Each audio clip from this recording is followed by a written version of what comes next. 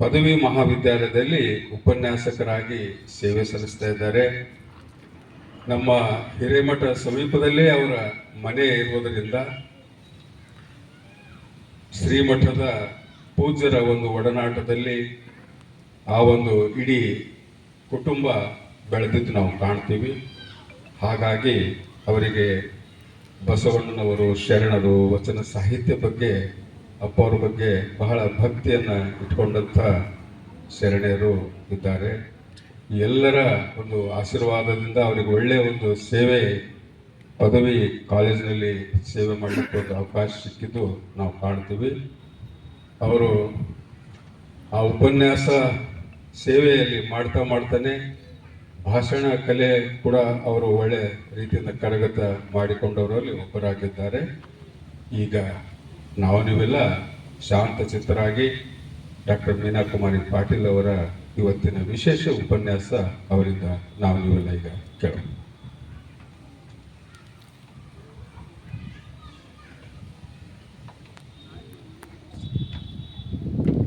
ಸ್ವಾಗತ ಕೊಡ್ಲಿಕ್ಕೆ ಕಿರಣ್ ಖಂಡ್ರೆ ಅವರು ಬಂದಿದ್ರೆ ವೇದಿಕೆ ಬರಬೇಕು. ಬಂದರೆ ಇಲ್ಲ ಸರ್, ಬರ್ಬೋದು. ಬಂದ ನಂತರ ಅವರಿಗೆ ವೇದಿಕೆಗೆ ಆಹ್ವಾನಿಸೋಣ. ಇವತ್ತು ಈ ಗೋಷ್ಠಿಯಲ್ಲಿ ಪಾಲ್ಗೊಂಡಂತಹ ಎಲ್ಲರಿಗೂ ಹಾರ್ದಿಕ ಸ್ವಾಗತ ಕೋರ್ತಾ ಈಗ ನೀವೆಲ್ಲ ಉಪನ್ಯಾಸ ಕೇಳೋಣ.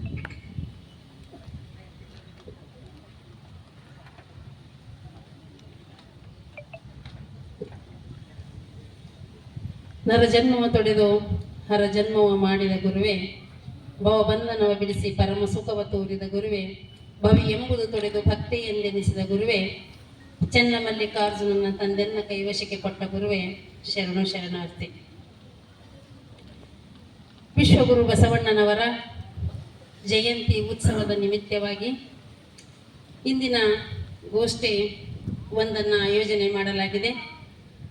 ಇಂದಿನ ಈ ಶುಭ ಸಂದರ್ಭದಲ್ಲಿ ನನ್ನ ದೀಕ್ಷಾಗುರುಗಳಾಗಿರ್ತಕ್ಕಂತಹ ಲಿಂಗೈಕ್ಯ ಪರಮ ಪೂಜ್ಯ ಮಧ್ಘನಲಿಂಗ ಚಕ್ರವರ್ತಿ ಡಾಕ್ಟರ್ ಚನ್ನಬಸವ ಪಟ್ಟದೇವರನ್ನು ನನ್ನ ಹೃದಯ ಮಂದಿರದಲ್ಲಿ ಧ್ಯಾನಿಸುತ್ತಾ, ಹಾಗೆಯೇ ನಾಡೋಜ ಡಾಕ್ಟರ್ ಬಸವಲಿಂಗ ಪಟ್ಟದೇವರ ಪಾದಕ್ಕೆ ಅನಂತ ಶಿರಸಾಷ್ಟಾಂಗ ನಮಸ್ಕಾರಗಳನ್ನು ಸಲ್ಲಿಸುತ್ತಾ, ಹಾಗೂ ಇಂದಿನ ಶ್ರೀಮಠದ ನೂತನ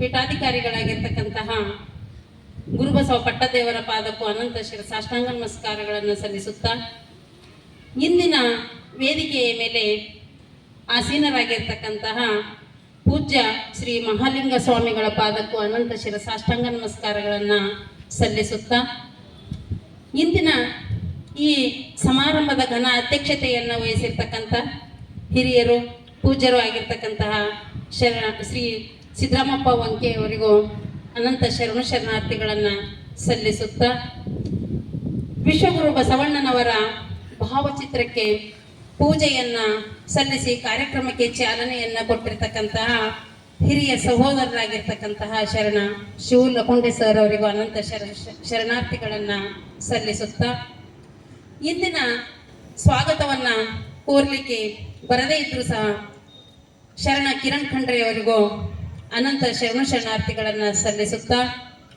ಸುಂದರವಾಗಿರ್ತಕ್ಕಂತಹ ವಚನ ಗಾಯನವನ್ನು ನೆರವೇರಿಸಿಕೊಟ್ಟಿರ್ತಕ್ಕಂತಹ ಶರಣೆ ಸೂರ್ಯಕಾ ಸಿರ್ಸೆ ಅವರಿಗೂ ಸಹ ಶರಣುಗಳನ್ನು ಸಲ್ಲಿಸುತ್ತಾ, ಇಂದಿನ ಈ ಕಾರ್ಯಕ್ರಮವನ್ನು ಅಚ್ಚುಕಟ್ಟಾಗಿ ನಿರೂಪಣೆಯನ್ನು ಸಲ್ಲಿಸುತ್ತಿರುವ ಹಿರಿಯರಾಗಿರ್ತಕ್ಕಂಥ ಶರಣ ವೀರಣ್ಣ ಕುಂಬಾರ್ ಸರ್ ಅವರಿಗೂ ಅನಂತ ಶರಣು ಶರಣಾರ್ಥಿಗಳನ್ನು ಸಲ್ಲಿಸುತ್ತಾ, ಇಂದಿನ ಈ ಸಂಜೆಯ ಕಾರ್ಯಕ್ರಮದಲ್ಲಿ ಭಾಗಿಯಾಗಿರ್ತಕ್ಕಂತಹ ಎಲ್ಲ ಹಿರಿಯ ಪೂಜ್ಯರಿಗೆ ಅನಂತ ಅನಂತ ಶರಣ ಶರಣಾರ್ಥಿಗಳನ್ನು ಸಲ್ಲಿಸುತ್ತೇನೆ.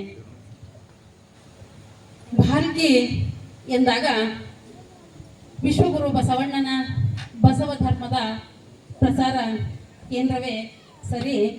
ಹೀಗಾಗಿ ಇಡೀ ಭಾಲ್ಕಿ ಕ್ಷೇತ್ರದ ಕಣದಲ್ಲಿಯೂ ಸಹ ಪ್ರತಿಯೊಬ್ಬರ ಹೃದಯದ ಕಣದಲ್ಲಿಯೂ ಸಹ ಬಸವಣ್ಣನ ನಾಮಸ್ಮರಣೆಯನ್ನು ನಾವು ಕಾಣ್ತೀವಿ. ಬಸವ ಧರ್ಮದ ತತ್ವ ಸಿದ್ಧಾಂತಗಳು ಮೈತುಂಬ ತುಂಬಿಕೊಂಡಿರ್ತಕ್ಕಂಥದ್ದನ್ನು ನೋಡ್ತೀವಿ. ಇಂತಹ ಸಂದರ್ಭದಲ್ಲಿ ತಮಗೆಲ್ಲರಿಗಿಂತಲೂ ಹೆಚ್ಚಾಗಿರ್ತಕ್ಕಂತಹ ಜ್ಞಾನಿಯನ್ನು ನಾನಲ್ಲ, ತಿಳಿದಂಥವಳು ನಾನಲ್ಲ. ಇದೇ ಭಾಲ್ಕಿ ಹಿರೇಮಠದ ಅಡಿಯಲ್ಲಿ ಇದೇ ಸಂಸ್ಕಾರದಲ್ಲಿ ಕೆಲವೊಂದು ಸರ್ವಜ್ಞ ಹೇಳುವಂತೆ ಎಲ್ಲರೊಳಗೊಂದು ಅಕ್ಷರ ಕಲಿತು ಸರ್ವಜ್ಞನಾಗಿರುವಂತೆ ನಾನು ಸಹ ಅಲ್ಪ ಸ್ವಲ್ಪ ಬಲ್ಲವಳಾಗಿದ್ದೆ. ತಮಗಿಂತ ಹೆಚ್ಚು ನನಗೇನು ಗೊತ್ತಿಲ್ಲ. ಆದರೂ ಸಹ ಬಸವಣ್ಣನವರ ಜಯಂತಿಯ ಈ ಶುಭ ಸಂದರ್ಭದಲ್ಲಿ ವಿಶ್ವಗುರು ಬಸವಣ್ಣನವರನ್ನ ಸ್ಮರಿಸುವಂತಹ ಕೆಲಸವನ್ನು ನಾನಿಲ್ಲಿ ಮಾಡ್ತೀನಿ.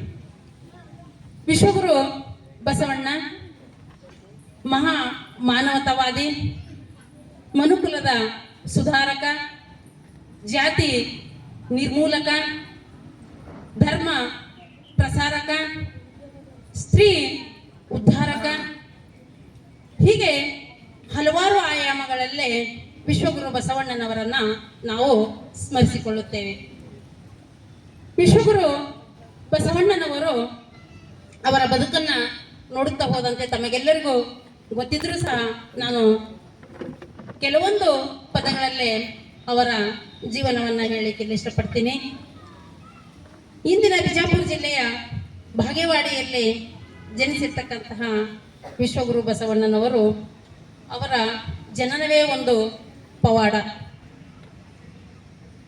ಬೆಳೆಯುವ ಸಸಿ ಮೊಳಕೆಯಲ್ಲಿ ನೋಡು ಎನ್ನುವಂತೆ ಬಸವಣ್ಣ ಹುಟ್ಟುವಂತಹ ಸಂದರ್ಭದಲ್ಲಿ ಮುಂದೆ ಬಸವಣ್ಣ ಏನಾಗಬಹುದು ಅನ್ನುವಂತಹ ಒಂದು ಇದನ್ನ ಹುಟ್ಟುವಂತಹ ಸಂದರ್ಭದಲ್ಲಿ ಅವರು ತೋರಿಸಿಕೊಟ್ಟಿದ್ರು ಅಂತ. ಬಸವಣ್ಣನವರು ವೀರಶೈವ ಬ್ರಾಹ್ಮಣ ಕುಟುಂಬದಲ್ಲಿ ಜನ್ಮವನ್ನ ತಾಳುತ್ತಾರೆ. ತಂದೆ ಮಾದರಸ, ತಾಯಿ ಮಾದಲಾಂಬಿಕೆ. ಎಸ್.ಎಲ್. ಭೈರಪ್ಪನವರ ಕರ್ತಾರನ ಕಮ್ಮಟ ಅನ್ನುವಂತಹ ಒಂದು ಕಾದಂಬರಿಯಲ್ಲಿ ಅವರ ಜೀವನವನ್ನು ಬಹಳ ಸುಂದರವಾಗಿ ಚಿತ್ರೀಕರಿಸಲಾಗಿದೆ. ಅದನ್ನೇ ಆಧಾರವಾಗಿ ಇಟ್ಟುಕೊಂಡು ನಾನು ಸ್ವಲ್ಪ ಅವ್ರ ಬಾಲ್ಯ ಮತ್ತು ಹುಟ್ಟನ್ನ ಇಲ್ಲಿ ಹೇಳಿಕ್ಕೆ ಇಷ್ಟಪಡ್ತೀನಿ. ಬಸವಣ್ಣ ಹುಟ್ಟಿರ್ತಕ್ಕಂತಹ ಸಂಸ್ಕಾರ ಎಂಥದ್ದು ಅಂದ್ರೆ ಅವ್ರ ತಂದೆ ತಾಯಿ ನಿಜವಾಗಿಯೂ ತುಂಬಾ ಒಳ್ಳೆಯವರಾಗಿದ್ರು. ತಂದೆ ಮಾದರಸ, ತಾಯಿ ಮಾದಲಾಂಬಿಕೆ. ದೊಡ್ಡ ಕುಟುಂಬ, ಸುಸಂಸ್ಕೃತ ಮನೆತನ, ಊರಿನ ಮುಖಂಡನಾಗಿರ್ತಕ್ಕಂತಹ ಮಾದರಸ ಆತನ ಅಂತರಂಗದಲ್ಲಿಯೇ ಈ ಮೌಢ್ಯತೆಗಳನ್ನ ದಾಟಿಕೊಂಡು ಮುಂದೆ ಬರಬೇಕು ಅನ್ನುವಂತಹ ಒಂದು ತವಕ ಇದ್ದಿತ್ತು. ಆದರೆ ಸಮಾಜದಲ್ಲಿರ್ತಕ್ಕಂತಹ ಅವೆಲ್ಲವುಗಳನ್ನ ದಾಟಿಕೊಂಡು, ಅಡೆತಡೆಗಳನ್ನ ದಾಟಿಕೊಂಡು ಮುಂದೆ ಬರಲಿಕ್ಕೆ ಧೈರ್ಯ ಮಾದರಸನಲ್ಲಿ ಇರಲಿಲ್ಲ. ತಾಯಿ ಮಾದಲಾಂಬಿಕೆಯು ಸಹ ಆಗಿನ ಕಾಲದಲ್ಲೇ ಒಬ್ಬ ಕೂಲಿ ಕಾರ್ಮಿಕರು, ಒಬ್ಬ ಬಡವರು ಗಂಜಿಗೆ ಉಪ್ಪನ್ನು ಹಾಕಿ ಊಟ ಮಾಡಿದಾಗ ಅವತ್ತು ಅವ್ರಿಗೆ ಹಬ್ಬದ ಊಟ ಆಗ್ತಾ ಇತ್ತು. ಅಂತಹ ಸಂದರ್ಭದಲ್ಲಿ ಮಾದಲಾಂಬಿಕೆ ತನ್ನ ಸುತ್ತಮುತ್ತ ಇರತಕ್ಕಂತಹ ಬಡ ಜನರಿಗೆ ತಾನು ಏನನ್ನ ಊಟ ಮಾಡ್ತಾ ಇದ್ರು ಅದನ್ನೇ ಹಂಚ್ತಾ ಇದ್ರು. ಅಂತಹ ದಾಸೋಹ ಮೂರ್ತಿ ಮಾದಲಾಂಬಿಕೆಯಾಗಿದ್ರು. ಹೀಗಾಗಿ ಹಂತ ತಂದೆ ತಾಯಿಗಳ ಹೊಟ್ಟೆಯಲ್ಲಿ ಹುಟ್ಟಿರ್ತಕ್ಕಂತಹ ಬಸವಣ್ಣ ಅವೆಲ್ಲವುಗಳನ್ನ ದಾಟಿಕೊಂಡು ಒಂದು ದೊಡ್ಡ ವಚನ ಚಳುವಳಿ ಅನ್ನುವಂತಹ ಕ್ರಾಂತಿಯನ್ನ ಮಾಡಲಿಕ್ಕೆ ಸಾಧ್ಯ ಆಯಿತು. ಸಮಾಜದ ಒಂದು ಸೀಮೆಯನ್ನ ದಾಟಲಿಕ್ಕೆ ಅವ್ರ ತಂದೆ ತಾಯಿಗೆ ಆಗಲಿಲ್ಲ. ಆದ್ರೆ ಇವು ಇರ್ತಕ್ಕಂತಹ ಒಂದು ಮೌಢ್ಯತೆಗಳು ತಪ್ಪು ಅನ್ನುವಂಥದ್ದು ಅವ್ರಿಗೆ ಗೊತ್ತಿತ್ತು. ಆ ಮೌಢ್ಯತೆಗಳನ್ನ ಮೆಟ್ಟಿ ನಿಂತಿರ್ತಕ್ಕಂತಹ ಹುಡುಗ ಬಸವಣ್ಣ. ಬಸವಣ್ಣ ಸುಮಾರು ಅವ್ರ ಅಕ್ಕನಾಗಮ್ಮ ಹುಟ್ಟಿದ 12 ವರ್ಷಕ್ಕೆ ಬಸವಣ್ಣ ಹುಡ್ತಾನೆ. ಆ ಸಂದರ್ಭದಲ್ಲಿ ಅವ್ರ ತಾಯಿ ಬಾಗೇವಾಡಿಯಲ್ಲಿರ್ತಕ್ಕಂತಹ ಒಂದು ಬಸವಣ್ಣನ ದೇವಸ್ಥಾನಕ್ಕೆ ದಿನಾಲು ಹೋಗಿ ನನಗೆ ಒಂದು ಗಂಡು ಮಗುವನ್ನ ಕೊಡು ಅಂತ ಬೇಡ್ತಾ ಇರ್ತಾರೆ. ಹೀಗಾಗಿ ಮುಂದೆ ಅಕ್ಕನಾಗಮ್ಮ ಹುಟ್ಟಿದ 12 ವರ್ಷಕ್ಕೆ ಬಸವಣ್ಣ ಹುಟ್ಟಿದಾಗ ಆ ಮಗನಿಗೆ ಬಸವಣ್ಣ ಅನ್ನುವಂತಹ ಹೆಸರನ್ನ ಅಲ್ಲಿ ಇಡ್ತಾಳೆ, ತನ್ನ ಮನೆಯ ದೇವರು.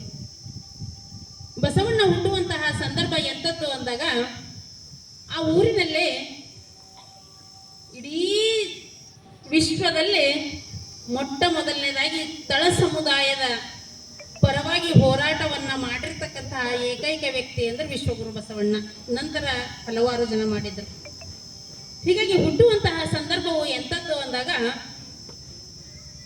ಅದೇ ಊರಿನಲ್ಲಿ ಬ್ರಾಹ್ಮಣರ ಕೇರಿಯಲ್ಲಿ ಒಂದು ಹಸು ಸತ್ತೋಗಿರ್ತದೆ.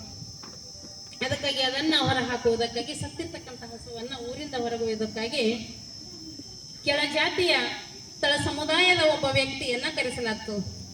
ಆ ಸಂದರ್ಭದಲ್ಲಿ ಅವ್ರು ಹೆಂಗ್ ಬರಬೇಕು ಅಂದ್ರೆ, ಕೊರಳಲ್ಲಿ ಒಂದು ಗಂಟೆಯನ್ನ ಕಟ್ಟಿಕೊಂಡು, ಬಾಯಿಗೆ ಒಂದು ಮುಚ್ಚಳವನ್ನ ಕಟ್ಟಿಕೊಂಡು ಬರಬೇಕು. ಅಂದ್ರ ಕೊರಳಲ್ಲಿ ಕಟ್ಟಿರ್ತಕ್ಕಂತಹ ಗಂಟೆ ಸಪ್ಪಳವನ್ನ ಮಾಡಬೇಕು. ಒಬ್ಬ ಶೂದ್ರನಾಗಿರ್ತಕ್ಕಂಥವನು ಬ್ರಾಹ್ಮಣರ ಕೇರಿಯಲ್ಲಿ ಬರ್ತಾ ಇದ್ದಾನ ಅಂತ. ಅವತ್ತ ಆ ಕೇತ ಅನ್ನುವಂತಹ ಆ ಶೂದ್ರ ಬಾಲಕ ಕೊರಳಲ್ಲಿ ಗಂಟೆಯನ್ನ ಕಟ್ಟಿಕೊಳ್ಳಲಾರದೆ ಬರ್ತಾನ. ಬಂದಾಗಲ್ಲ ಆ ಕೇರಿಯವರಿಗೆ ಶೂದ್ರ ಬಾಲಕನೊಬ್ಬ ಈ ಬ್ರಾಹ್ಮಣ ಕೇರಿಗೆ ಬರ್ತಾ ಇದ್ದಾನ ಅನ್ನುವಂಥದ್ದೇ ಗೊತ್ತಾಗಲ್ಲ. ಈ ಹುಡುಗ ಮಾಡಿರ್ತಕ್ಕಂಥದ್ದು ಅಕ್ಷಮ್ಯ ಅಪರಾಧ, ಹೀಗಾಗಿ ಕಠಿಣವಾಗಿರ್ತಕ್ಕಂಥ ಶಿಕ್ಷೆಯನ್ನು ಕೊಡಬೇಕು ಅಂತ ಆ ಹುಡುಗನನ್ನ ಪಂಚಾಯತಿ ಕಟ್ಟೆಯಲ್ಲಿ ನಿಲ್ಲಿಸಲಾಗ್ತದೆ. ಆ ಸಂದರ್ಭದಲ್ಲಿ ಶಿಕ್ಷೆ ಎಷ್ಟು ಘೋರವಾಗಿದ್ದು ಅಂದ್ರ, ಬ್ರಾಹ್ಮಣರು ಓದುವಂತಹ ವೇದಗಳನ್ನು ಶೂದ್ರ ಕೇಳಿದ್ರು ಅಂದ್ರೆ ಕಾಸಿರ್ತಕ್ಕಂಥ ರಾಡನ್ನ ಕಿವಿಯಲ್ಲಿ ಇಡಬೇಕು ಅಂತ. ಹೀಗಾಗಿ ಬ್ರಾಹ್ಮಣರು ಓದುವಂತಹ ಏನಾದರೂ ವೇದಗಳನ್ನ ಶೂದ್ರನು ಓದನು, ಬಾಯಿಂದ ಅಂದನು ಅಂದ್ರೆ ಅವ್ನ ನಾಲಿಗೆಯನ್ನ ಕತ್ತರಿಸಬೇಕು ಅಂತ. ಅವಾಗ ಅವನಿಗೆ ಘನಘೋರವಾಗಿರ್ತಕ್ಕಂತಹ ಒಂದು ಶಿಕ್ಷೆಯನ್ನ ಕೊಡಬೇಕು ಅಂತ ಅಲ್ಲಿ ತೀರ್ಮಾನವಾಗುವಂತಹ ಸಂದರ್ಭದಲ್ಲಿ ಮಾದರಸನೆ ಆ ಪಂಚಾಯಿತಿಯ ಮುಖಂಡನಾಗಿರ್ತಾನ. ಒಳಗೊಳಗೆ ಮಾದರಸನಿಗೆ ದುಃಖ ಇರ್ತದ.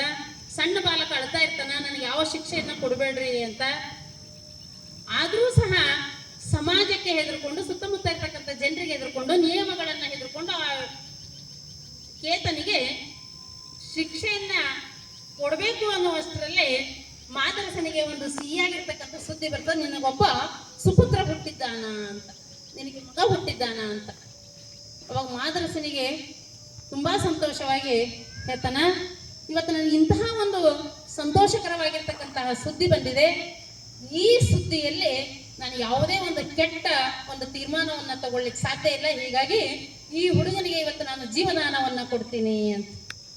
ಅವಾಗ ಆ ಕೇತ ಮೇಲೆ ನೋಡಿ ಎರಡೂ ಕೈಗಳನ್ನ ಜೋಡಿಸಿ ಆ ಮಗುವನ್ನ ಬೇಡ್ಕೊತಾನ, ಅಪ್ಪ ತಂದೆ, ದೇವರಾಗಿ ಬಂದು ನೀನು ನನ್ನ ಪ್ರಾಣವನ್ನ ಉಳಿಸಿದ್ದಿ, ಮುಂದೆಯೂ ಸಹ ನಮ್ಮಂಥವರ ಪ್ರಾಣ ಉಳಿಸುವಂಥವನು ನೀನಾಗು ಅನ್ನುವಂತಹ ಒಂದು ಆಶಯವನ್ನ ವ್ಯಕ್ತಪಡಿಸ್ತಾನೆ. ಅದು ಮುಂದೆ ನಿಜವಾಗ್ತದೆ. ಬಸವಣ್ಣ ಬೆಳೀತಾ ಬೆಳೀತಾ ತಾನು ಹುಟ್ಟಿರ್ತಕ್ಕಂಥದ್ದು ಒಂದು ಧರ್ಮ, ತಾನು ಹುಟ್ಟಿರ್ತಕ್ಕಂಥದ್ದು ಒಂದು ಸಮುದಾಯ. ನಾವು ಸಮಾಜದಲ್ಲಿ ನಮ್ಮನ್ನೇ ನಾವು ನೋಡಿಕೊಂಡಾಗ ನಮಗೆ ಎಲ್ಲಿ ನೋವು ಆಗ್ತದೆ, ಎಲ್ಲಿ ಅನ್ಯಾಯ ಆಗ್ತದೆ, ಎಲ್ಲಿ ಶೋಷಣೆ ಆಗ್ತದೆ, ಅದರ ವಿರುದ್ಧ ಪ್ರತಿಭಟಿಸುವಂಥದ್ದನ್ನ ನೋಡ್ತೀವಿ. ಅದರ ವಿರುದ್ಧವಾಗಿ ಹೋರಾಟವನ್ನ ಮಾಡಿರ್ತಕ್ಕಂಥ ಉದಾಹರಣೆಗಳು ನಮ್ಮಲ್ಲಿವೆ. ಆದರೆ ಬಸವಣ್ಣ ಕಣ್ಣಿನಿಂದ ನೋಡಿ ಬಸವಣ್ಣನಿಗೆ ಅಪಮಾನವಾಗುವಂತಹ ಪ್ರಶ್ನೆಯೇ ಇರಲಿಲ್ಲ. ಮೇಲ್ಜಾತಿಯಲ್ಲಿ ಹುಟ್ಟಿದ್ನು, ಅತ್ಯಂತ ಶ್ರೀಮಂತ ಕುಟುಂಬದಲ್ಲಿ ಹುಟ್ಟಿದ್ನು, ಅಪಮಾನ ಮಾಡುವಂಥವು ಅಪಮಾನ ಆಗುವಂತಹ ಸಂದರ್ಭಗಳೇ ಬಸವಣ್ಣನಿಗೆ ಇರಲಿಲ್ಲ. ಆದರೂ ಸಹ ದೂರದಲ್ಲಿ ಸಮಾಜದಲ್ಲಿ ಆಗುವಂತಹ ದೌರ್ಜನ್ಯಗಳು, ಅನ್ಯಾಯಗಳು, ಅಪಮಾನಗಳನ್ನ ನೋಡಿ ಬಸವಣ್ಣ ಅವುಗಳ ವಿರುದ್ಧ ಮಮ್ಮಲ ಮರುತ್ತಾನೆ. ಬಾಲಕನಾಗಿರ್ತಕ್ಕಂಥ ಬಸವಣ್ಣ 8 ವರ್ಷದವನಿರ್ತಕ್ಕಂಥ ಸಂದರ್ಭದಲ್ಲಿ ಅವರವರ ಧರ್ಮಕ್ಕೆ ತಕ್ಕಂತೆ ಮಾಡುವಂತಹ ಒಂದು ಸಂಸ್ಕಾರದಂತೆ ಉಪನಯನ ಕಾರ್ಯಕ್ರಮವನ್ನು ಹಮ್ಮಿಕೊಳ್ಳಲಾಗ್ತದೆ. ಆ ಉಪನಯನ ಕಾರ್ಯಕ್ರಮದಲ್ಲಿ ಬಸವಣ್ಣ ಪ್ರಶ್ನೆಯನ್ನ ಮಾಡ್ತಾನೆ, ಬೇರೆಯವರಿಗಿಲ್ಲದಂತಹ ಅಧಿಕಾರ, ಬೇರೆಯವರಿಗಿಲ್ಲದಂತಹ ಈ ಹಕ್ಕು ನನಗೇಕೆ ಅಂತ. ನನ್ನ ಜೊತೆಗೆ ನನ್ನ ಅಕ್ಕನಿಗೂ ಸಹ ಉಪನಯನವನ್ನ ಮಾಡಬೇಕು ಅಂತ ತಿರಸ್ಕಾರವನ್ನ ಮಾಡ್ತಾನೆ. ಹಾಗೆ ಊರ ಮುಖಂಡರಿಗೆಲ್ಲ ಬಹಳ ಕೋಪ ಬಂದಿರ್ತದೆ. ಮಾದರಸ, ಇತ್ತೀಚೆಗೆ ನಿನ್ನ ಮಗ ಮಿತಿ ಮೀರಿ ಇದು ಮಾಡ್ತಾ ಇದ್ದಾನೆ, ಅದಕ್ಕಾಗಿ ಇದು ಸರಿಯಲ್ಲ, ನಿನ್ನ ಮಗನಿಗೆ ಬುದ್ಧಿವಾದವನ್ನ ಹೇಳ್ಬೇಕು ನೀನು ಅಂತ. ಮಾದರಸ ಆಯ್ತು ಅಂತೇಳಿ ಮಗನ ಮೇಲೆ ಅತಿಯಾಗಿರ್ತಕ್ಕಂತಹ ಮಾದರಸನಿಗೆ ಪ್ರೀತಿ ಇರ್ತದೆ. ಹೀಗಾಗಿ ಊರ ಜನರ ಮುಂದೆ ಕ್ಷಮೆಯನ್ನ ಮಾದರಸ ಬಸವಣ್ಣನ ಪರವಾಗಿ ಕೇಳಿ, ಅದೊಂದು ಸಲ ಮುಂದೆ ನನ್ನ ಮಗನಿಗೆ ತಿಳುವಳಿಕೆ ಹೇಳ್ತೀನಿ, ನಾನು ಬುದ್ಧಿಯನ್ನ ಹೇಳ್ತೀನಿ ಅಂತ. ಉಪನಯನದ ಸಂದರ್ಭದಲ್ಲಿ ಬಸವಣ್ಣ ಮನೆಯನ್ನ ಬಿಟ್ಟು ಹೋಗಲ್ಲ. ಮುಂದೆ ಮತ್ತೊಂದು ಇದು ಘಟನೆ ನಡೆದು ಹೋಗ್ತದ. ಏನು ಅಂದಾಗ ಒಬ್ಬ ಶೂದ್ರ ಬಾಲಕ ನೀರಿನಲ್ಲಿ ಬಿದ್ದಿರ್ತಾನೆ. ನೀರಿನಲ್ಲಿ ಬಿದ್ದಿರ್ತಕ್ಕಂತಹ ಸಂದರ್ಭದಲ್ಲಿ ಎಲ್ಲರೂ ಇಲ್ಲ ಅವ ಶೂದ್ರ ಹುಡುಗನನ್ನ ಯಾರೂ ಮುಟ್ಟಿಸ್ಕೋಬಾರ್ದು, ಮುಟ್ಟಿಸ್ಕೊಂಡ್ರೆ ಮೈಲಿಗೆ ಆಗ್ತದ ಅನ್ನುವಂತಹ ಸಂದರ್ಭದಲ್ಲಿ ಬಸವಣ್ಣ ಹೋಗಿ ಆ ಶೂದ್ರ ಬಾಲಕನಿಗೆ ಸಹಾಯವನ್ನ ಮಾಡ್ತಾನೆ. ಅವಾಗ ಇಡೀ ಊರಿನ ಜನರೆಲ್ಲ ಒಂದಾಗಿ ಊರ ಮುಖಂಡ, ನಿನ್ನ ಮಗನಿಗೊಂದು ನ್ಯಾಯ, ಬೇರೆಯವರಿಗೊಂದು ನ್ಯಾಯ ಆಗಲ್ಲ ಮಾದರಸ, ಕಠಿಣವಾಗಿರ್ತಕ್ಕಂಥ ಶಿಕ್ಷೆಯನ್ನು ನಿನ್ನ ಮಗನಿಗೆ ಕೊಡಲೇಬೇಕು. ಊರಲ್ಲೇ ಘನಘೋರವಾಗಿರ್ತಕ್ಕಂತಹ ಒಂದು ಘಟನೆ, ಅದಕ್ಕೆ ನಿನ್ನ ಮಗನೇ ಕಾರಣ. ಶೂದ್ರನಾಗಿರ್ತಕ್ಕಂಥವನಿಗೆ ಮುಟ್ಟಿಸಿಕೊಂಡಾಗ ಇದಕ್ಕಿಂತ ದೊಡ್ಡ ಒಂದು ಇದು ಮತ್ತೊಂದಿಲ್ಲ ಅಪರಾಧ ಅಂತ ಹೇಳಿದಾಗ ಮಾದರಸ ತಲೆ ತಗ್ಗಿಸುವಂತಹ ಒಂದು ಸಂದರ್ಭ ಬರ್ತದ. ಬಹಳ ದುಃಖಿತನಾಗ್ತಾನ. ಅಕ್ಕನಾಗಮ್ಮಳಿಗೆ ಕಪ್ಪಡಿ ಸಂಗಮದ ಸಮೀಪದಲ್ಲೇ ಇರ್ತಕ್ಕಂಥ ಒಂದು ಹಳ್ಳಿಗೆ ಕೊಡಲಾಗಿರ್ತದ. ಹೀಗಾಗಿ ಬಸವಣ್ಣನನ್ನ ಆ ಭಾಗ್ಯವಾಡಿಯಿಂದ ಗಡಿಪಾರು, ಸಣ್ಣ ಬಾಲಕನನ್ನ ಗಡಿಪಾರು ಮಾಡ್ಲಾಗ್ತದೆ. ಅವಾಗ ಬಸವಣ್ಣ ಅವನನ್ನ ವಿದ್ಯಾಭ್ಯಾಸಕ್ಕೆಂದು ಕೂಡಲ ಸಂಗಮಕ್ಕೆ ತರಲಾಗ್ತದೆ. ಕೂಡಲ ಸಂಗಮದಲ್ಲಿ ಬಸವಣ್ಣನ ವಿದ್ಯಾರ್ಜನೆ ಮುಂದುವರಿತು. ಅಲ್ಲಿಯೂ ಸಹ ಬಸವಣ್ಣ ಅದಕ್ಕಾಗಿ ಇಡೀ ವಿಶ್ವದಲ್ಲೇ ಬಹಳ ದೊಡ್ಡ ದುರಂತ ಏನು ಅಂದಾಗ, ಬಸವಣ್ಣ ಯಾವ ಸಮುದಾಯಕ್ಕಾಗಿ, ಯಾವ ವರ್ಗಕ್ಕಾಗಿ, ಯಾವ ಜನರಿಗಾಗಿ ಹೋರಾಟವನ್ನ ಮಾಡಿದ್ನೋ, ಯಾರಿಗಾಗಿ ತಾನು ಎಷ್ಟೆಲ್ಲ ಕಷ್ಟವನ್ನ ಪಟ್ಟನೋ ಅವ್ರು ಇವತ್ತು ಅರ್ಥ ಮಾಡಿಕೊಳ್ಳುವಂಥದ್ದು ಬಹಳ ದೊಡ್ಡ ಮಾತು ಅಂತ. ಅದು ಇನ್ನೂ ನಮ್ಮಲ್ಲೇ ಆಗ್ತಾ ಇಲ್ಲ. ಬಸವಣ್ಣ ಕೇವಲ ಭಾರತಕ್ಕಷ್ಟೇ ಸೀಮಿತ ಅಲ್ಲ, ಬಸವಣ್ಣ ವಿಶ್ವಕ್ಕೆ ಸೀಮಿತವಾಗಿರ್ತಕ್ಕಂಥ, ಇಡೀ ವಿಶ್ವಕ್ಕೆ. ಬಸವಣ್ಣನ ವ್ಯಕ್ತಿತ್ವ ಎಂಥದ್ದು ಅಂದ್ರೆ ಸರಳವಾಗಿರ್ತಕ್ಕಂತಹ ವ್ಯಕ್ತಿತ್ವ, ಎಲ್ಲರಿಗೂ ಇವತ್ತಿಗೂ ಸಹ ಪ್ರಸ್ತುತವಾಗಿರ್ತಕ್ಕಂಥದ್ದು, ಮಾದರಿಯಾಗಿರ್ತಕ್ಕಂತಹ ವ್ಯಕ್ತಿತ್ವ ಬಸವಣ್ಣನ ವ್ಯಕ್ತಿತ್ವ. ವಿದ್ಯಾರ್ಜನೆಯನ್ನ ಮುಗಿಸಿಕೊಂಡು ಇನ್ನೇನು ಮುಂದೆ ತಾನು ಏನ್ ಮಾಡಬೇಕು ಹೋರಾಟದ ನೀಲ ನಕ್ಷೆಯನ್ನ ಹಾಕುವಂತಹ ಸಂದರ್ಭದಲ್ಲಿ ಅವನಿಗೊಂದು ಅವಕಾಶ ಬಸವಣ್ಣನಿಗೆ ಬರ್ತದ. ಏನು ಅಂದಾಗ, ಬಸವ ಕಲ್ಯಾಣದಲ್ಲಿ ಆಳ್ವಿಕೆಯನ್ನ ನಡೆಸುವಂತಹ ಕಲಚೂರಿ ಮನೆತನದ ಬಿಜ್ಜಳ ರಾಜ, ಅವನ ಕುಟುಂಬ ಕಪ್ಪಡಿ ಸಂಗಮಕ್ಕೆ ಸಂಗಮನಾಥನ ದರ್ಶನಕ್ಕಾಗಿ ಹೋಗಿರ್ತಾರೆ. ಅಲ್ಲಿ ಬಸವಣ್ಣನ ದೂರದ ಸಂಬಂಧಿ ಬಲದೇವರಸ ಮಂತ್ರಿಯಾಗಿರ್ತಾರ. ಹೀಗಾಗಿ ಬಸವಣ್ಣನ ಒಂದು ಪಾಂಡಿತ್ಯವನ್ನ ಕಂಡು ಬಸವಣ್ಣನನ್ನ ಕಲ್ಯಾಣಕ್ಕೆ ಕರೆತರಲಾಗ್ತದ. ಪ್ರಾರಂಭದಲ್ಲಿ ಕರಣೀಗನನ್ನಾಗಿ ಮಾಡಲಾಗ್ತದ. ಬಸವಣ್ಣನಲ್ಲಿರ್ತಕ್ಕಂಥ ಅಗಾಧವಾಗಿರ್ತಕ್ಕಂತಹ ಪಾಂಡಿತ್ಯವನ್ನ ಗಮನಿಸಿ ಬಸವಣ್ಣನವರಿಗೆ ಮಂತ್ರಿಯನ್ನು ಆಗಿ ಪ್ರಧಾನಮಂತ್ರಿಯನ್ನಾಗಿಯೂ ಸಹ ಮಾಡಲಾಗ್ತು. ಬಲದೇವರಸನ ಮಗಳು ಗಂಗಾಂಬಿಕೆ, ನಂತರ ನೀಲಾಂಬಿಕೆಯರನ್ನ ಮದುವೆಯಾಗಿರ್ತಕ್ಕಂತಹ ಬಸವಣ್ಣ ಆದರ್ಶ ದಾಂಪತ್ಯವನ್ನ ನಡೆಸ್ತಾರ. ಬಸವಣ್ಣನಿಗೆ ಬಾಲಸಂಗಯ್ಯ ಅನ್ನುವಂತಹ ಒಬ್ಬ ಮಗನೂ ಸಹ ಇರ್ತಾನೆ. ಇಷ್ಟೆಲ್ಲ ಬಸವಣ್ಣನ ಬದುಕನ್ನ, ಬಾಲ್ಯವನ್ನ, ಜೀವನವನ್ನ ನೋಡುವುದಾದರೆ ಮುಂದೆ ಬಸವಣ್ಣನ ಹೋರಾಟ ಎಂಥದ್ದು ಅಂದಾಗ, ಮೊಟ್ಟ ಮೊದಲನೇದಾಗಿ ಬಸವಣ್ಣ ವಿರೋಧಿಸಿರ್ತಕ್ಕಂಥದ್ದು ಸಮಾಜದಲ್ಲಿರ್ತಕ್ಕಂತಹ ಒಂದು ಮೇಲು ಕೀಳು ಅನ್ನುವಂತಹ ಜಾತಿ ವ್ಯವಸ್ಥೆ, ಲಿಂಗ ವ್ಯವಸ್ಥೆಯನ್ನ ಬಸವಣ್ಣ ವಿರೋಧವನ್ನ ಮಾಡ್ತಾನೆ.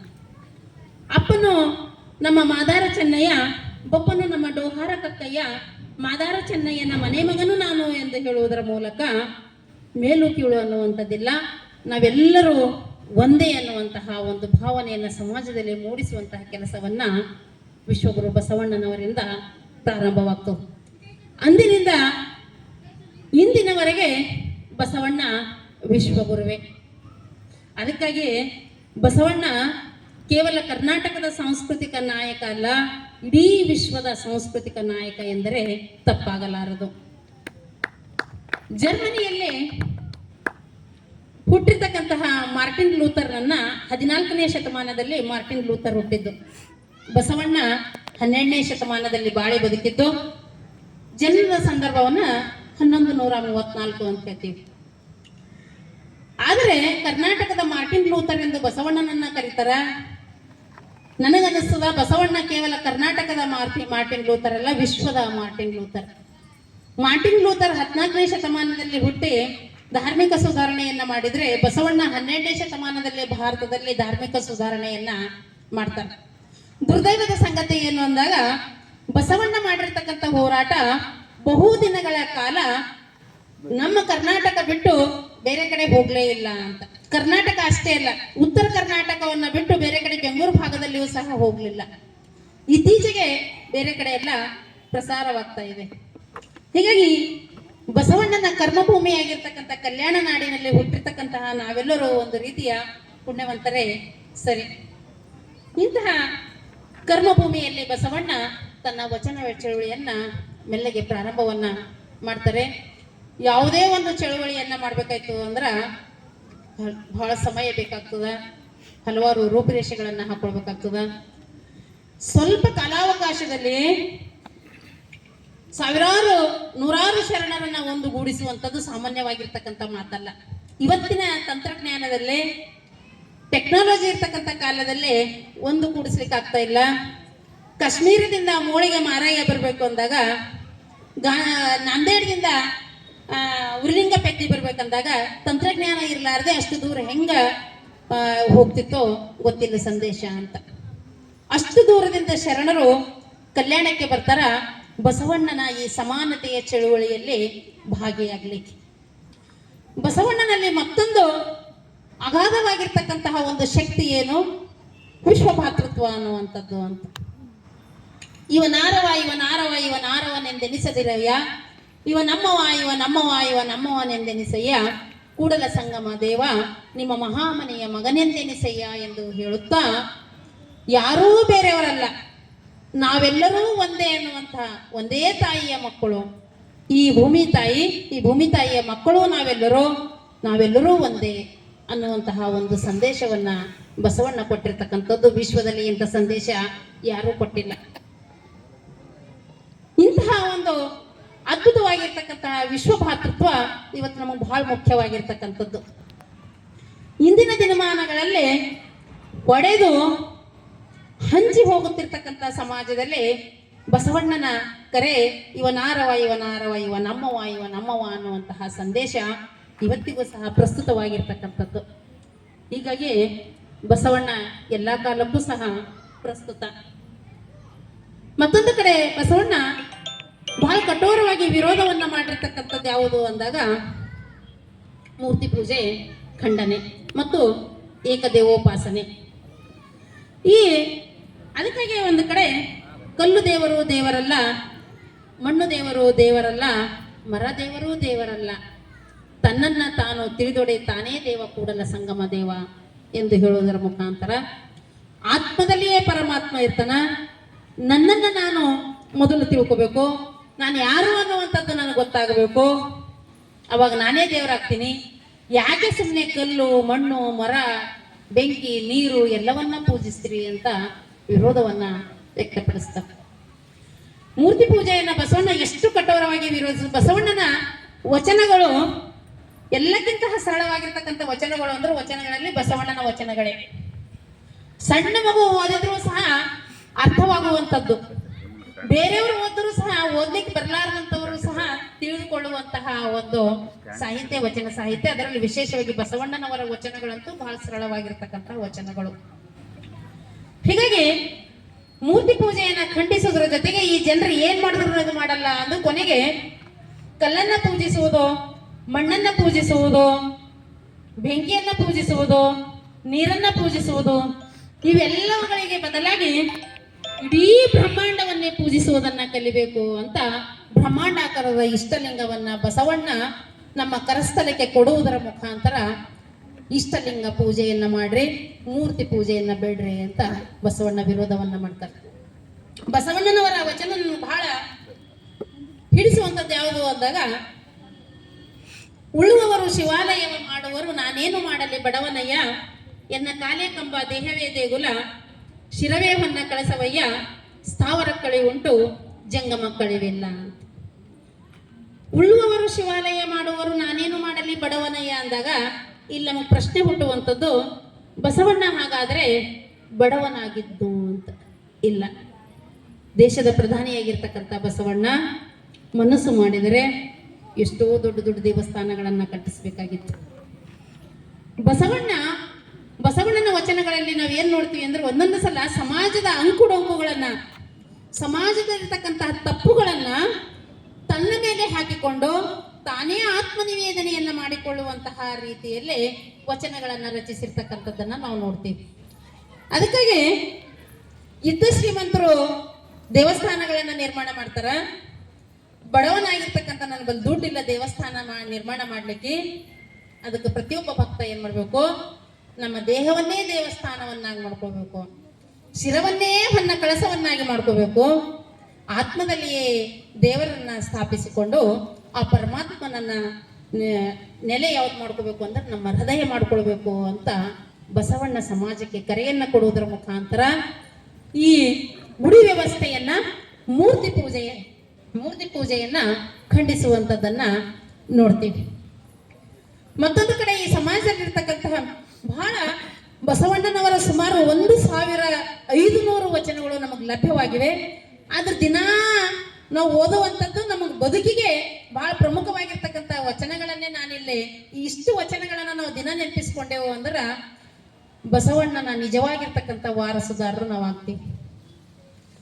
ಕೇವಲ ಇವತ್ತು ಹೆಂಗಾಗ್ಬಿಟ್ಟದ ಅಂದ್ರೆ ಲಿಂಗಾಯತರು ಅಂದ್ರೆ ಬಸವಣ್ಣನ ವಾರಸದವರು, ಇವರು ಅಂದ್ರೆ ಬುದ್ಧನ ವಾರಸದಾರು, ಅವರು ಅಂದ್ರೆ ಪೈಗಂಬರನ ವಾರಸದಾರರು ಅಂತಾಗ್ಯದ. ಆದ್ರೆ ಯಾವ ದಾರ್ಶನಿಕರ ತತ್ವ ಸಿದ್ಧಾಂತಗಳು ಯಾರು ಅಳವಡಿಸಿಕೊಳ್ತಾ ಇಲ್ಲ. ಬಸವಣ್ಣನ ಕೆಲವೊಂದು ವಚನಗಳನ್ನ ನಮ್ಮ ಜೀವನದಲ್ಲಿ ಅಳವಡಿಸಿಕೊಂಡಾಗ ನಾವು ನಿಜವಾಗಿಯೂ ಬಸವಣ್ಣನ ವಾರಸದಾರಾಗ್ತೀವಿ. ಎಷ್ಟು ಸರಳವಾಗಿರ್ತಕ್ಕಂಥ ವಚನ. ಕಳಬೇಡ, ಕೊಲ್ಲಬೇಡ, ಹುಸಿಯ ನುಡಿಯಲು ಬೇಡ, ಮುನಿಯ ಬೇಡ, ಅನ್ಯರಿಗೆ ಅಸಹ್ಯ ಪಡಬೇಡ, ತನ್ನ ಬಣ್ಣಿಸಲು ಬೇಡ, ಇದಿರ ಹಳಿಯಲು ಬೇಡ, ಇದೇ ಅಂತರಂಗ ಶುದ್ಧಿ, ಇದೇ ಬಹಿರಂಗ ಶುದ್ಧಿ. ಇದಕ್ಕಿಂತ ದೊಡ್ಡದು ಇರ್ಬೇಕು, ಮೊದಲು ಇಷ್ಟು ಕಲಿ ಅಂತ ಬಸವಣ್ಣ ಹೇಳ್ತಾರೆ. ಇದು ಸಣ್ಣ ಮಕ್ಕಳಿಗೆ ಅವ್ರದವರೇ ಓದರು ಅಂದ್ರೆ ಗೊತ್ತಾಗ್ತದಕ್ಕೆ ವಿವರಣೆ ಕೊಡ್ಬೇಕಾಗಿಲ್ಲ. ಅಷ್ಟು ಸರಳವಾಗಿರ್ತಕ್ಕಂಥ ರೀತಿಯಲ್ಲಿ ಸಮಾಜಕ್ಕೆ ಸಂದೇಶವನ್ನ ಕೊಡುವಂತಹ ಪ್ರಯತ್ನ 12ನೇ ಶತಮಾನದಲ್ಲಿ ಬಸವಣ್ಣ ಮಾಡಿರ್ತಕ್ಕಂಥದ್ದು ಶ್ಲಾಘನೀಯವಾಗಿರ್ತಕ್ಕಂಥದ್ದು. ಮುಂದೆ ಈ ಸಮಾಜದಲ್ಲಿರ್ತಕ್ಕಂತಹ ಒಂದು ತಪ್ಪನ್ನ ಹೆಂಗೆ ಇದು ಮಾಡ್ತಾರ ಅಂದ್ರ, ಕಲ್ಲು ನಾಗರ ಕಂಡರೆ ಹಾಲ ನೆರೆಯುವರು ನೋಡ್ರಿ ಮಕ್ಕಳು ಹೇಳ್ತಾರೆ,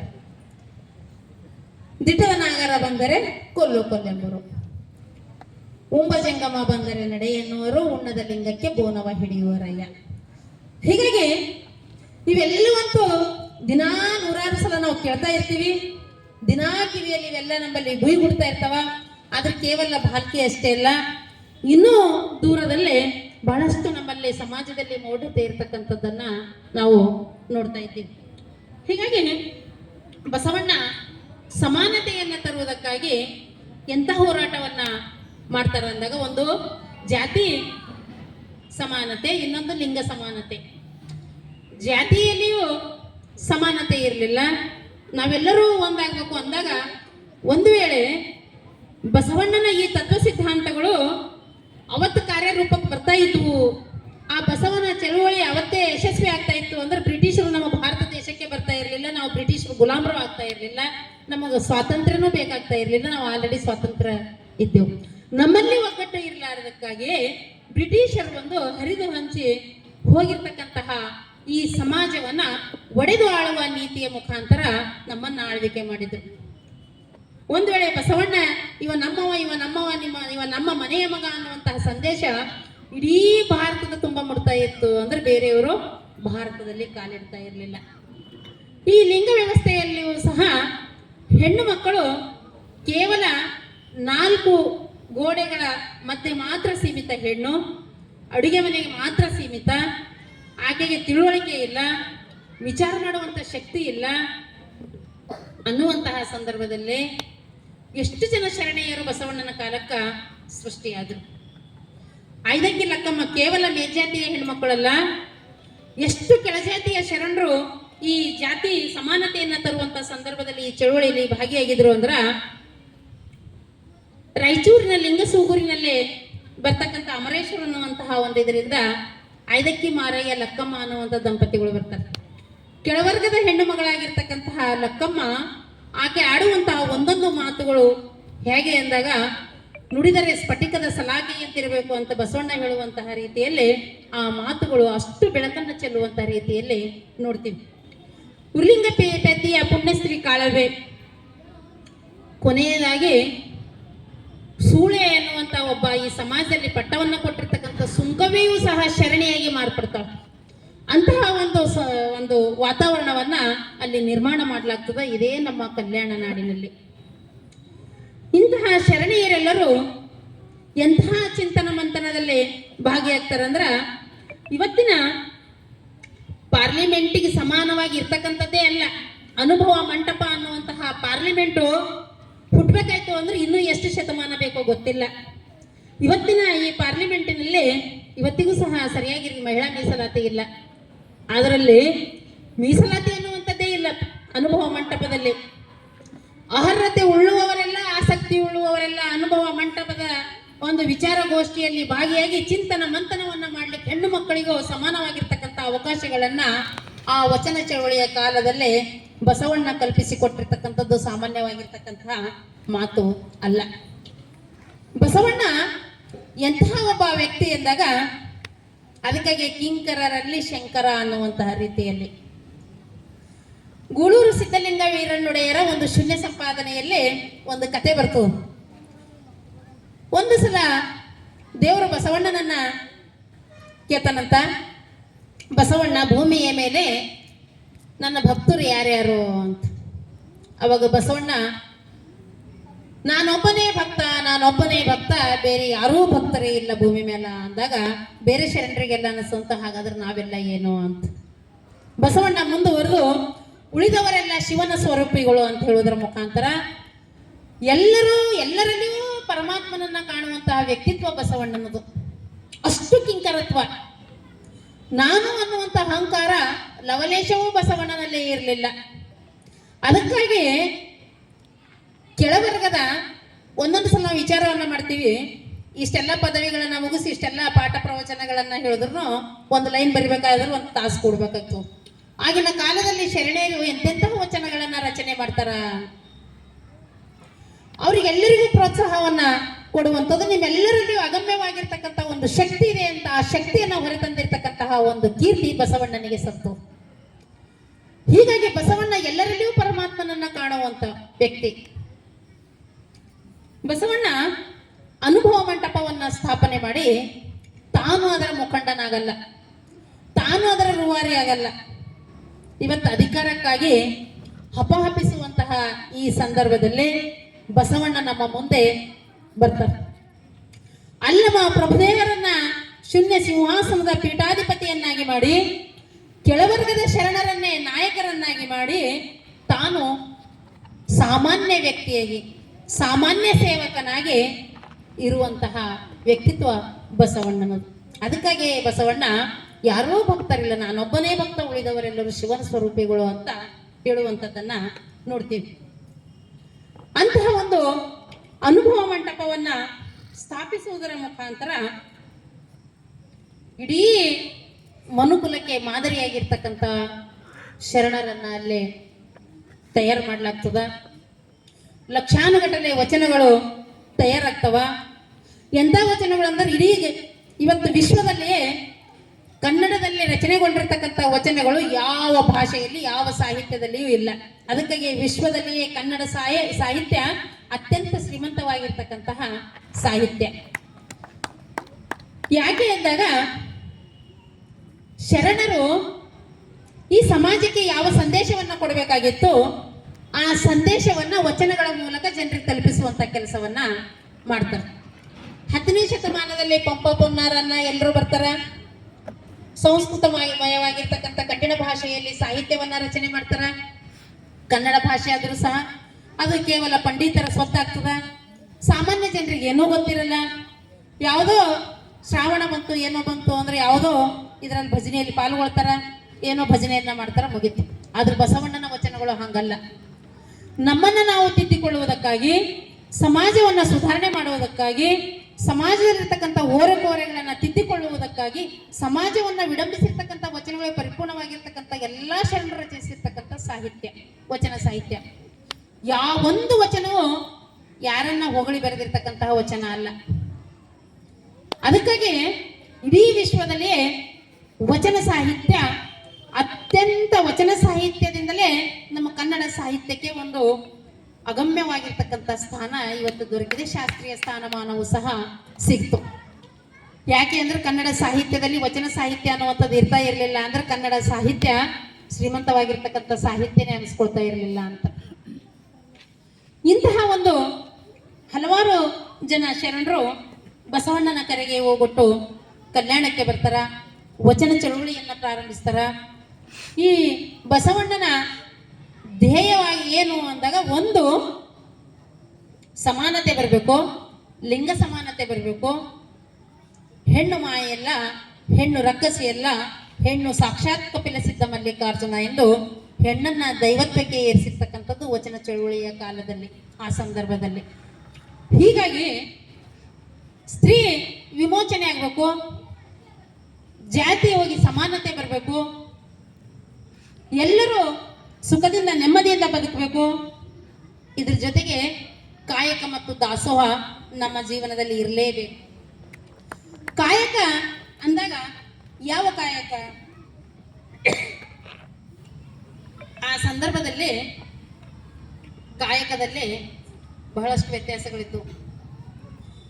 ವೇದವನ್ನು ಓದುವಂತಹ ಬ್ರಾಹ್ಮಣನ ಕಾಯಕ ಬಹಳ ಶ್ರೇಷ್ಠವಾಗಿರ್ತಕ್ಕಂಥ ಕಾಯಕ ಆಗಿತ್ತು. ಬ್ರಾಹ್ಮಣ, ಕ್ಷತ್ರಿಯ, ವೈಶ್ಯ, ಶೂದ್ರ ಅನ್ನುವಂತಹ ಈ ಪಂಗಡಗಳಲ್ಲಿ ಬ್ರಾಹ್ಮಣ ಎಲ್ಲಕ್ಕಿಂತ ಮೇಲೆ ಇರ್ತಕ್ಕಂಥವನು, ಕ್ಷತ್ರಿಯ ಅವನಿಗಿಂತ ಕೆಳಗೆ ಇರ್ತಕ್ಕಂಥವನು, ರಾಜ್ಯವನ್ನು ಆಳುವಂಥವನು. ಹೀಗಾಗಿ ಶೂದ್ರ ಎಲ್ಲಕ್ಕಿಂತ ಕಟ್ಟ ಕಡೆ ಎಲ್ಲರ ಸೇವೆಯನ್ನು ಮಾಡ್ಕೊಂಡಿರುವಂತಹ ವ್ಯಕ್ತಿ. ಆ ಸಂದರ್ಭದಲ್ಲಿ ಶೂದ್ರ ಮಾಡುವಂತ ಕೆಲಸ ಅಂದ್ರೆ ಎಲ್ಲಕ್ಕಿಂತ ಕನಿಷ್ಠ ಕೆಲಸ ಅಂತ. ಅವಾಗ ಬಸವಣ್ಣ ಎಂಥ ಸಂದೇಶವನ್ನ ಕೊಡ್ತಾನೆ ಇಲ್ಲಿ ಅಂದಾಗ, ಕಾಸಿ ಕಮ್ಮಾರನಾದ, ಬೀಸಿ ಮಡಿವಾಳನಾದ, ಹಾಸನಿಕ್ಕಿ ಸಾಲಿಗನಾದ, ವೇದವನ್ನು ಓದಿ ಹಾರುವನಾದ. ಅವರವರ ಕಾಯಕದ ಮೇಲೆ ಅವರಿಗೆ ಒಂದೊಂದು ಹೆಸರುಗಳನ್ನ ಕೊಡಲಾಗಿದೆ. ಹೀಗಾಗಿ ವೇದವನ್ನ ಓದುವಂತಹ ಬ್ರಾಹ್ಮಣನಿಗೆ ಅವನ ಕಾಯಕ ಎಷ್ಟು ಮುಖ್ಯವೋ, ಚಪ್ಪಲಿಯನ್ನ ಹೊಲಿಯುವಂತಹ ಸಮಗಾರನಿಗೂ ಅವನ ಕಾಯಕ ಅಷ್ಟೇ ಮುಖ್ಯ ಅನ್ನುವಂಥ ಸಂದೇಶವನ್ನ ಕೊಡುವುದರ ಮುಖಾಂತರ ಕಾಯಕದಲ್ಲಿ ಸಮಾನತೆ ತರುವಂತಹ ಕೆಲಸವನ್ನ ಬಸವಣ್ಣ ಮಾಡ್ತಾನೆ. ಹೀಗಾಗಿ ಬ್ರಾಹ್ಮಣ ಶ್ರೇಷ್ಠ ಅಲ್ಲ, ಸಮಗಾರ ಕನಿಷ್ಠ ಅಲ್ಲ. ಅವ್ರವ್ರ ಕಾಯಕ ಸತ್ಯ ಶುದ್ಧದಿಂದ ಕೂಡಿರ್ತಕ್ಕಂಥ ಕಾಯಕ ಆಗ್ಬೇಕು ಅನ್ನುವಂಥ ಕಾಯಕದಲ್ಲಿ ಎರಡೇ. ಒಂದು ಶುದ್ಧತೆಯಿಂದ ಕೂಡಿರ್ತಕ್ಕಂಥ ಕಾಯಕ, ಸಮಾಜಕ್ಕೆ ಪೂರಕವಾಗಿರ್ತಕ್ಕಂತಹ ಕೆಲಸ ಆಗಿರ್ಬೇಕು, ಅದು ಮಾರಕವಾಗಿರ್ತಕ್ಕಂಥ ಕೆಲಸ ಆಗಬಾರ್ದು, ಅದು ಕಾಯಕ ಅನಿಸ್ಕೊಳ್ತದೆ ಅಂತ. ಅಂತಹ ಕಾಯಕಕ್ಕೆ ಶರಣರು ಹೆಚ್ಚು ಪ್ರಾಮುಖ್ಯತೆಯನ್ನ ಕೊಡ್ತಾರೆ. ಕಾಯಕವೇ ಕೈಲಾಸ ಎಂದು ಹೇಳುವುದರ ಮುಖಾಂತರ ಕಾಯಕದಲ್ಲಿಯೇ ಕೈಲಾಸವನ್ನ ಕಾಣಬೇಕು. ಸ್ವರ್ಗ ನರಕದ ಕಲ್ಪನೆಯನ್ನು ಸಹ ಬಸವಣ್ಣ ಇಲ್ಲಿ ಬಹಳ ಚೆನ್ನಾಗಿ ಕೊಡ್ತಾರ. ಮನುಷ್ಯನಾಗಿರ್ತಕ್ಕಂಥವನಿಗೆ ಒಂದು ಛಲ ಅನ್ನುವಂಥದ್ದು ಇರಬೇಕು. ನಾವು ಎಂಥ ಕೆಲಸ ಮಾಡಬೇಕು, ಯಾವ್ದು ಕೆಲಸ ಮಾಡಬಾರ್ದು ಅನ್ನುವಂಥದ್ದು, ಅದು ನಮಗೆ ಆತ್ಮಸಾಕ್ಷಿ ಇರಬೇಕು. ನಮ್ಮ ಜನಪದ ಸಾಹಿತ್ಯದಲ್ಲಿ ತೆಗೆದುಕೊಂಡಾಗ ಜನಪದರು ಸಹ ಹೇಳ್ತಾ ಇದ್ರು, ಜನಕಂಜಲ್ದ್ರು ಮನಕಂಜರಿ ಅಂತ. ಅದಕ್ಕೆ ಮನ ಅನ್ನುವಂಥದ್ದೇ ದೇವರು. ಹೀಗಾಗಿ ಆ ಮನಸ್ಸಾಕ್ಷಿ ಅನ್ನುವಂಥದ್ದು ದೇವರು ಅಂತ ತಿಳ್ಕೊಂಡು ಬದುಕು ನಾವು ಬಾಳ್ಬೇಕು ಅನ್ನುವಂಥದ್ದು. ಛಲಬೇಕು ಶರಣಂಗೆ ಪರಧನವನ್ನೊಲ್ಲೆನೆಂಬ, ಛಲಬೇಕು ಶರಣಂಗೆ ಪರಸತಿಯನ್ನೊಲ್ಲೆನೆಂಬ, ಛಲಬೇಕು ಶರಣಂಗೆ ಪರದೈವವನ್ನೊಲ್ಲೆನೆಂಬ, ಛಲಬೇಕು ಶರಣಂಗೆ ಲಿಂಗ ಜಂಗಮ ಒಂದೇ ಎಂಬ, ಛಲಬೇಕು ಶರಣಂಗೆ ಪ್ರಸಾದ ದಿಟವೆಂಬ, ಛಲವಿಲ್ಲದವರ ಮೆಚ್ಚ ಕೂಡಲ ಸಂಗಮ ದೇವ. ನಮ್ಮದೇ ಆಗಿರ್ತಕ್ಕಂತಹ ಬದುಕಿನಲ್ಲಿ ಕೆಲವೊಂದು ಛಲಗಳು, ಗುರಿಗಳು ನಮ್ಮಲ್ಲಿರಬೇಕು. ಏನು? ನಾವು ಬೇರೆಯವರ ಧನಕ್ಕೆ ಆಸೆ ಮಾಡಲ್ಲ, ಬೇರೆಯವರ ಹೆಣ್ಣಿನ ಕಡೆಗೆ ನಾವು ನೋಡಲ್ಲ, ಬೇರೆಯವರ ಪೂಜಿಸುವಂಥ ದೇವರು ನಮ್ಮದೇ ಆಗಿರ್ತಕ್ಕಂಥ ನಮಗೊಬ್ಬ ದೇವರು ಇರ್ತಾನೆ, ಆ ದೇವರನ್ನ ಬಿಟ್ಟು ಮತ್ತೊಂದು ದೇವರನ್ನ ನಾವು ಪೂಜಿಸಲ್ಲ. ಲಿಂಗ ಮತ್ತು ಜಂಗಮ ಎರಡು ಒಂದೇ ಅಂತ ತಿಳ್ಕೋಬೇಕು ಅನ್ನುವಂಥದ್ದನ್ನ ಹೇಳ್ತಾರೆ. ಯಾರಲ್ಲಿ ಛಲ ಇಲ್ಲ, ಸಂದರ್ಭಕ್ಕೆ ತಕ್ಕಂಗೆ ಬದಲಾಗ್ತಾ ಇರ್ತಾರಲ್ಲ, ಅವ್ರಿಗೆ ಆ ದೇವರು ಸಹ ಮೆಚ್ಚಲ್ಲ ಅನ್ನುವಂತಹ ಒಂದು ಇದನ್ನ ಬಸವಣ್ಣ ಇಲ್ಲಿ ಹೇಳ್ತಾರೆ. ಹೇಳಿ, ಎನಗಿಂತ ಕಿರಿಯರಿಲ್ಲ, ಶಿವಭಕ್ತರಿಗಿಂತ ಹಿರಿಯರಿಲ್ಲ, ನಿಮ್ಮ ಪಾದ ಸಾಕ್ಷಿ ಎನ್ನ ಮನಸ್ಸಾಕ್ಷಿ ಕೂಡಲ ಸಂಗಮ ದೇವ ಎಂದು ಹೇಳುವುದರ ಮುಖಾಂತರ ಒಬ್ಬ ದೇಶದ ಪ್ರಧಾನಿ ಒಂದು ಸಾಮ್ರಾಜ್ಯದ ಪ್ರಧಾನಿಯಾಗಿರ್ತಕ್ಕಂತಹ ಬಸವಣ್ಣ, ನನಗಿಂತ ಸಣ್ಣವರು ಈ ಭೂಮಿ ಮೇಲೆ ಯಾರೂ ಇಲ್ಲ, ಎಲ್ಲರೂ ನನಗಿಂತಹ ದೊಡ್ಡವರು, ನಾನೇ ಎಲ್ಲರಿಗಿಂತಹ ಸಣ್ಣವ ಅಂತ ಹೇಳೋದ್ರ ಮುಖಾಂತರ ಎಲ್ಲರಿಗಿಂತಹ ದೊಡ್ಡ ವ್ಯಕ್ತಿತ್ವ ತನ್ನದಾಗಿಸಿಕೊಳ್ತಾರೆ. ಅದನ್ನು ನಾವು ಕಲಿಬೇಕು. ಇವತ್ತಿನ ಈ ದಿನಮಾನಗಳಲ್ಲಿ ವಿದ್ಯಾರ್ಥಿಗಳಿಗೆ ಬಹಳ ಮುಖ್ಯವಾಗಿರ್ತಕ್ಕಂಥ ಸಂಸ್ಕಾರ. ಬಹುಶಃ ನಾನು ಸಹ ಇವತ್ತ ಪದವಿ ಕಾಲೇಜಿನ ಒಬ್ಬ ಉಪನ್ಯಾಸಕಿಯಾಗಿ ಬದುಕನ್ನು ನಡೆಸಬೇಕಾಯ್ತು ಅಂದ್ರೆ ಇದೇ ಬಸವಣ್ಣನ ಸಿದ್ಧಾಂತ, ಬಸವಣ್ಣನ ತತ್ವಗಳು ಸದಾ ಹಗಲು ಇರಲು ಪ್ರಸಾರ ಮಾಡುವಂಥ ಹಿರೇಮಠದ ಒಂದು ಸಂಸ್ಕಾರದಲ್ಲಿ ಬೆಳೆದಿದ್ದಕ್ಕಾಗಿ ಇಂತಹ ಒಂದು ಬದುಕನ್ನು ಕಟ್ಕೊಳ್ಳಿಕ್ಕೆ ಸಾಧ್ಯ ಆಯಿತು. ಹೀಗಾಗಿ ಮಕ್ಕಳಿಗಂತೂ ಬಹಳ ಮುಖ್ಯವಾಗಿರ್ತಕ್ಕಂಥ ಇಂಥ ಬಸವಣ್ಣನ ವಚನಗಳು. ಮನುಷ್ಯನ ಮಾತುಗಳು ಹೇಗಿರಬೇಕು ಅಂದಾಗ ಬಸವಣ್ಣನ ವಚನಗಳಲ್ಲಿ ಪರಿಪೂರ್ಣವಾಗಿ ಬದುಕಿನಲ್ಲಿ ಇವೆಲ್ಲ ವಚನಗಳನ್ನ ನಾವು ಇಟ್ಕೊಂಡೇವು ಅಂದ್ರೆ ಬಹಳ ಅದ್ಭುತವಾಗಿರ್ತಕ್ಕಂಥ ಬದುಕನ್ನು ಸಾಧಿಸಲಿಕ್ಕೆ ಸಾಧ್ಯ ಆಗ್ತದೆ. 1500 ವಚನಗಳು ಬೇಡ ನಮಗ, 15-20 ವಚನಗಳು ನಾವು ಬಸವಣ್ಣನ ವಚನಗಳನ್ನು ಅಧ್ಯಯನ ಮಾಡಿದೀವಿ ಅಂದ್ರೆ ಬಹಳ ಸಮಾಜದಲ್ಲಿ ಸಾರ್ಥಕವಾಗಿರ್ತಕ್ಕಂತಹ ಬದುಕನ್ನು ನಡೆಸಲಿಕ್ಕೆ ಸಾಧ್ಯ ಆಗ್ತದೆ. ಎಂತಹ ಭಾಷೆ, ನುಡಿದರೆ ಮುತ್ತಿನ ಹಾರದಂತಿರಬೇಕು. ಮಾತು ಹೆಂಗಿರಬೇಕು ಅಂದಾಗ ನುಡಿದರೆ ಮಾಣಿಕ್ಯದ ದೀಪ್ತಿ ಅಂತಿರಬೇಕು, ನುಡಿದರೆ ಸ್ಫಟಿಕದ ಸಲಾಕೆ ಅಂತಿರಬೇಕು, ನುಡಿದರೆ ಲಿಂಗ ಮೆಚ್ಚಿ ಹೌದೆನ್ನಬೇಕು. ನಮ್ಮ ಮಾತುಗಳು ಹೆಂಗಿರಬೇಕು ಅಂದಾಗ ನಾವು ಆಡುವಂತಹ ಗರ್ವದ ಮಾತುಗಳು ಮತ್ತೊಬ್ಬರಿಗೆ ನೋವನ್ನು ಉಂಟು ಮಾಡಬಾರ್ದು. ನಾವು ಆಡುವಂತಹ ಮಾತುಗಳಿಂದ ಮತ್ತೊಬ್ಬರಿಗೆ ಕಷ್ಟ ಆಗಬಾರ್ದು. ಪರಿಪೂರ್ಣವಾಗಿ ಹೆಂಗಿರ್ಬೇಕು ಅಂದ್ರೆ ನೋಡ್ಲಿಕ್ಕೆ ಎಷ್ಟು ಸುಂದರವಾಗಿ ಮುತ್ತಿನ ಹಾರ ಕಾಣಿಸ್ತದ ಹಂಗ ನಮ್ಮ ಮಾತುಗಳು ಸಹ ಬೇರೆಯವ್ರು ಕೇಳಿದ್ರೆ ಎಷ್ಟು ಚಂದ ಮಾತಾಡ್ತಾರ ಅನಿಸ್ಬೇಕು. ಹಂಗ ಆಕರ್ಷಣೀಯವಾಗಿರ್ತಕ್ಕಂಥ ಮಾತುಗಳು ನಮ್ಮ ಬಾಯಿಂದ ಬರಬೇಕು. ನಾವು ಆಡಿರ್ತಕ್ಕಂತಹ ಮಾತುಗಳಿಗೆ ಆ ಲಿಂಗವೇ, ಆ ದೇವರೇ ಮೆಚ್ಚಿ ಹೌದು ಎಷ್ಟು ಚಂದ ಮಾತಾಡ್ಲತ್ತಿದೆ ಅನ್ಬೇಕು. ಹಂಗ ನಮ್ಮ ಭಾಷೆ ಆಗಿರ್ಬೇಕು, ನಮ್ಮ ಮಾತಾಗಿರ್ಬೇಕು ಅನ್ನುವಂಥ ಸಂದೇಶವನ್ನ ಇಲ್ಲೇ ಬಸವಣ್ಣ ಕೊಡುವಂಥ ಪ್ರಯತ್ನವನ್ನ ಮಾಡ್ತಾರೆ. ಅಹಂಕಾರದಿಂದ ಇವತ್ತಿನ ದಿನಮಾನಗಳಲ್ಲಂತೂ ನಮ್ಮಲ್ಲಿ ಎಷ್ಟು ಅಹಂಕಾರ ಅಂದ್ರೆ ಈ ಪ್ರೀತಿ ಅನ್ನುವಂಥದ್ದು ಹೆಂಗಿರ್ತದೆ ಅಂದ್ರೆ ಕೊಟ್ಟು ಪಡೆದುಕೊಳ್ಳುವಂಥದ್ದು ಇರ್ತದೆ. ಆದ್ರೆ ಇವತ್ತು ಎಂಥದ್ರಲ್ಲಿ ನಾವು ಬದುಕ್ತಾ ಇದ್ದೀವಿ ಅಂದಾಗ ತೆಗೆದುಕೊಳ್ಳಿಕ್ಕೆ ಇಷ್ಟ ಅದ, ಕೊಡ್ಲಿಕ್ಕೆ ಇಷ್ಟ ಇಲ್ಲ.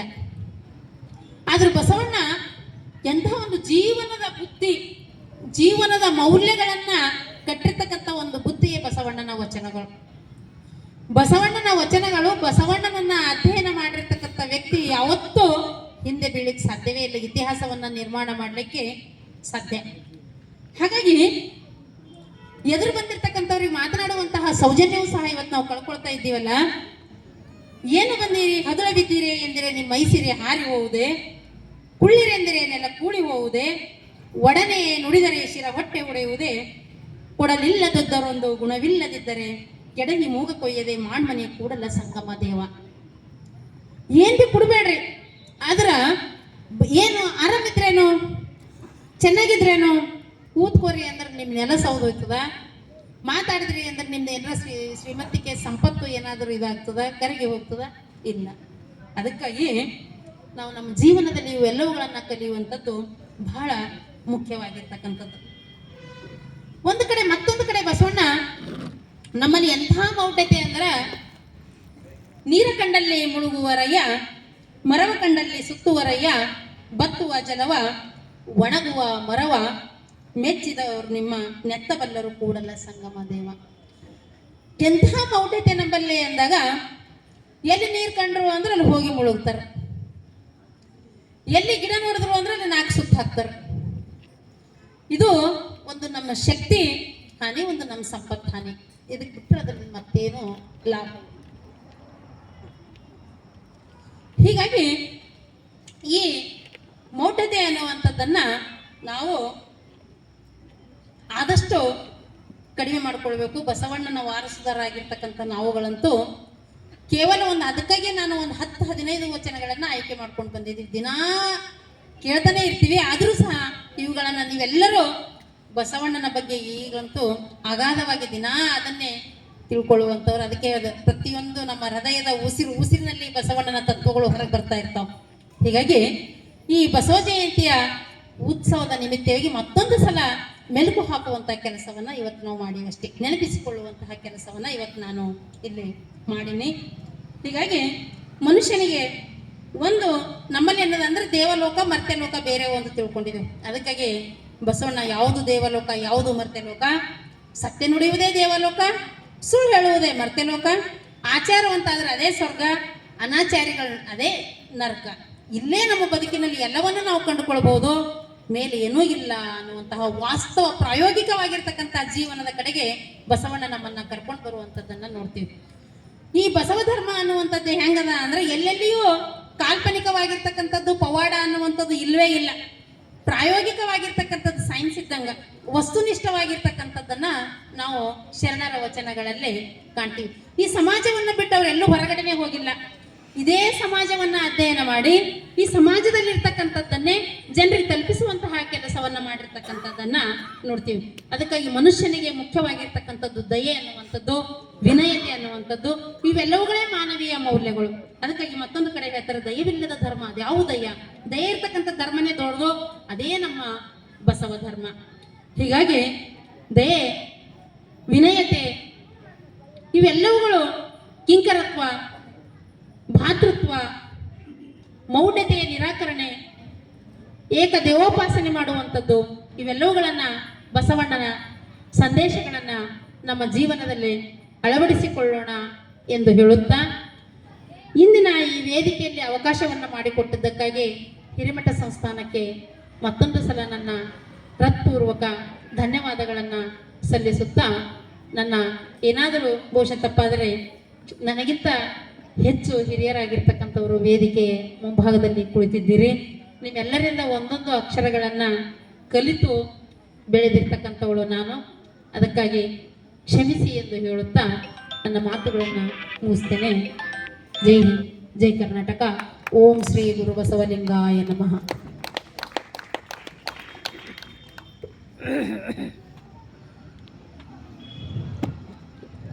ಬಹಳ ಸುದೀರ್ಘವಾಗಿ ಬಸವಣ್ಣವರು ಬಾಲ್ಯದ ಜೀವನ ಇಟ್ಕೊಂಡು ಅವರು ಅನುಭವ ಮಂಟಪ ಸ್ಥಾಪನೆವರೆಗೆ ಬೆಳೆದಿದ್ದು, ಅವರ ವಚನಗಳು ಎಲ್ಲ ಬಹಳ ಕಡಿಮೆ ಸಮಯದಲ್ಲಿ ನಮಗೆ ತಿಳಿಸ್ಕೊಟ್ಟ ತಾಯಿಯವರಿಗೆ ನಾವು ಚಪ್ಪಾಳೆ ಮೂಲಕ ಅವರಿಗೆ ಅಭಿನಂದಿಸೋಣ. ಈಗ ಇವತ್ತಿನ ವೇದಿಕೆ ಮೇಲೆ ಆಸೀನರಾದ